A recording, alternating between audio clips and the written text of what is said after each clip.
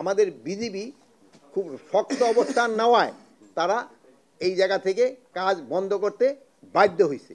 কিন্তু এখানে একটা বড় সমস্যা হয়েছে, যেহেতু আগের সরকার এখানে কিছু কিছু জায়গায় তারা ইন রাইটেন তারা লিখিত দিয়ে গেছে, এই জায়গায় এটা করতে পারবা, এই জায়গায় এটা করতে পারবা, বাট যেগুলি তাদের দেওয়াটা উচিত হয় নাই।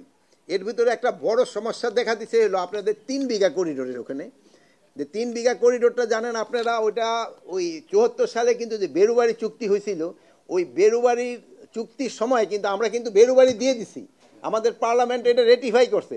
আর ইন্ডিয়ান আমাদের এই এই প্যাসেজটা দেওয়ার কথা ছিল, এই ওখানে যাওয়ার করিডোরটা, কিন্তু ওই করিডোরটা ছিল কেবল পারপেচুয়াল, মানে সারা জনমের জন্য এটা আমাদেরই থাকবে। কিন্তু আমরা দিয়ে দিছি, কিন্তু ওরা পার্লামেন্টও রেটিফাই করে নাই, এই জায়গাটা আমাদের দেয়ও নাই। এরা করছে নাকি এটা মাঝে মাঝে করে, আগে ছিল 1 ঘন্টা খুলতো 1 ঘন্টা বন্ধ করতো, তারপরে একবার 6 ঘন্টা খুলতো 6 ঘন্টা বন্ধ করতো, তারপরে রাত্রে পুরাটাই বন্ধ থাকতো।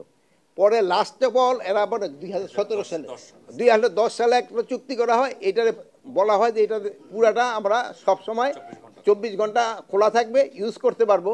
কিন্তু এটার পরিবর্তে একটা বিরাট ঝামেলা করছে, ওই যে আমাদের যে জায়গাটা আছে যে অঙ্গরপোতা এখন দাহাগ্রামে, ওখানে ওই জিরো লাইনের উপরে বলছে যে তারা দিতে পারবে, জিরো লাইনের থেকে যে 150 গজ দূরে যে কাঁটাতারের বেড়া দেওয়ার কথা, বাট ওই জায়গার ক্ষেত্রে দিয়ে দিছে যে জিরো লাইনের উপরেই তারা কাঁটাতারের মানে ফেন্স করতে পারবে। এই জন্য এখানে একটা বড় ধরনের সমস্যা হচ্ছে এখানে ওরা ওখানে ফেন্স করতে গেলে আমরা বাধা দেয়, বাট লিগেলি আমাকে বাধা দেওয়ার নাই, যেহেতু আমরা অলরেডি এটা এখানে সিগনেচারি আমরা সাইন করছি। এখন এখানে 2 ধরনের সমস্যা, যদি আমরা ওখানে বেশি দিলে তোরা আবার ওই প্রবেশের ক্ষেত্রে একটা ঝামেলা করে। বর্ডারের অবস্থা ছিল এইরকমই মোটামুটি, কিন্তু আমাদের সেই বিজিবির সাথে আমাদের জনগণ খুব শক্ত অবস্থান নেওয়ায় এরা কিন্তু অন্যান্য জায়গা থেকে কাজ তারা বন্ধ করতে বাধ্য হয়েছে।